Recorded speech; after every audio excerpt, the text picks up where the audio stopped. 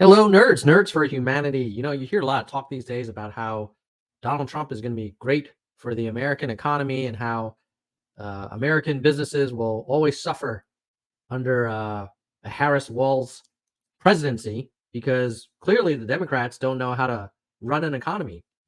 I took a look at the S&P 500, which are some of the 500 largest American corporations and their value under various presidents. And if you look at this chart, you'll notice here we've got good old George W. Bush. Economy kind of grew quite nicely. And then there was the financial crisis, and it took a real big dive. Then you have good old Barack Hussein Obama, where the economy recovered from the Great Recession, and he hands over a thriving economy to Donald John Trump.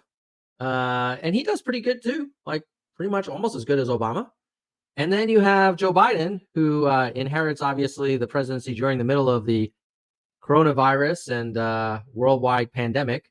But you see, he's finishing strong as well. So I don't know if you can tell who's a Democrat and who's a Republican on this chart. You might be saying, like, well, come on, Tom, you're not looking at the actual numbers. This is just a chart. Well, I've got the numbers. Here, you look at the most recent presidents, and you can see how much the S&P 500 grew from the time they were sworn in until the time they left office. With Biden, we just go until now, September 2024.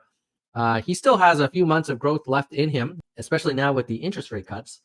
But he's already at 52% growth in the S&P 500 since he took office. Donald Trump, the billionaire mastermind, grew the S&P 500 65%. Not bad. About a third of the growth that we saw under Barack Hussein Obama, the so-called communists, gave us 163% growth. And then, unfortunately, the S&P 500 shrunk under George W. Bush.